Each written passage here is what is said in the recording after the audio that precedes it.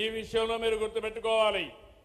మనం 16,500 మందికి ఉద్యోగాలు ఇస్తే నేను పెట్టిన మొదటి సంతకం ఎన్ని ఇబ్బందులు క్రియేట్ చేయాలని ప్రయత్నం చేసినా కోర్టుకు పోయినా అన్ని వెకేట్ చేపించి సంవత్సరం లోపల ఉద్యోగాలు ఇచ్చిన ఘనత ఈ ఎన్డీఏ ప్రభుత్వాన్ని.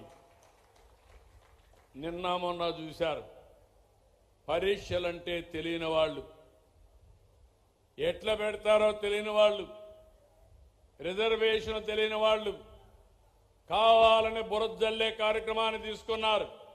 నేను ఒకటే చెప్తున్నా, నేను ముఖ్యమంత్రిగా ఉన్నంత వరకు ఎవడైనా తోక తిప్పి ఎక్కడైనా తప్పు చేసి నడి బజార్లో నిలబెడతాను తప్ప ఎవరిని వదిలిపెట్టనని మరొకసారి మీ అందరికీ హామీ ఇస్తున్నా.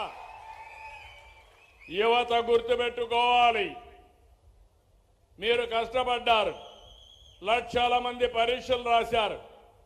అంత మునుపు చెప్పారు జాబ్ క్యాలెండర్ ఇస్తామని.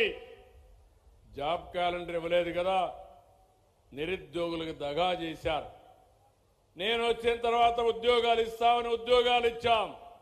మళ్ళీ ఈ సంవత్సరం కూడా జాబ్ క్యాలెండర్ ఇచ్చాం. ఇది చూసిన తర్వాత భయపడిపోయి ఏం చేయాలన్న దిక్కుదోచకుండా అతని చరిత్ర, గొడ్డలి పార్టీ చరిత్ర మీరు చూస్తుంటారు. అన్ని తప్పుడు ప్రచారాలు, నేరాలు, ఘోరాలు చేసి ఎదుట వాళ్లపైన వేసే పరిస్థితి.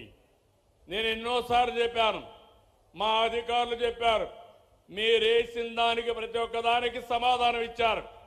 మీరు ఇప్పుడు చేయాల్సింది, మీకు రాజకీయాలు చేసే అర్హత కావాలంటే మీరు స్పష్టంగా చెప్పాలి, ప్రజలకు అపాలజీ చెప్పాలి, నిరుద్యోగాన్ని క్షమించమని మీరు చెప్తే తప్ప మీరు ఈ రాష్ట్రంలో మనుగడ సాధించడానికి వీలు లేదని మరొకసారి మీ అందరి ద్వారా విజ్ఞప్తి చేస్తున్నా. అంటే వాళ్ళకి అలవాటు అయిపోయింది. ఆ రోజు మీరు చూశారు, నేనే ముఖ్యమంత్రి, బాబాయిని చంపేసి గుండెపోటుగా చిత్రీకరించి మరుసటి రోజు నా చేతిలో కత్తి పెట్టి నారాసుర రక్త చరిత్ర అని చెప్పిన వ్యక్తులు మామూలుగా ఇన్రు. మీరు చీకొట్టారు. వెస్ట్ గోదావరి జిల్లాలో జీవితంలో ఒక్క సీటు కూడా గెలవరు వీళ్ళు. అలాంటి తీర్పునిచ్చారు. ఇప్పుడు ఇలాంటి పనికి పాలిన పనులు చేసి ముందుకు పోయే పరిస్థితికి వస్తున్నారు.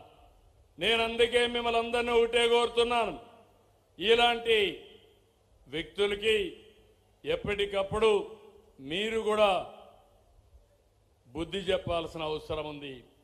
ఈరోజు నేను ఇక్కడ పట్టాలు ఇచ్చాను మీకు, నేను సంతోషపడుతున్నా. వీళ్ళ ఎమ్మెల్యే రాష్ట్రంలో కబ్జాలు చేశారు, రికార్డులు తారుమారు చేశారు, అవన్నీ కూడా ఎంక్వైరీలో ఉన్నాయి. ఇక్కడ అయిపోయిందని తెలంగాణకు పోయి వినుకొండ మాజీ ఎమ్మెల్యే అక్కడ పోయి ఎంఆర్ఓ, కలెక్టర్, జాయింట్ కలెక్టర్ సంతకాలన్నీ ఫోర్జరీ చేసి 1,500 కోట్ల రూపాయల ఆస్తులు కొట్టేశారు. నేను అడుగుతున్నా, ఈ యొక్క పార్టీ అధ్యక్షుడిని, గొడ్డలి పార్టీ నేతని ఎందుకు సస్పెండ్ చేయలేదు? ఎందుకు చేయవు? మన పరువు ఇక్కడ తీశారు. ఇక్కడ పరపతి లేదు. ఇక్కడ తప్పు చేసి ఇక్కడ ఉండేది సిబిఎన్ 1995.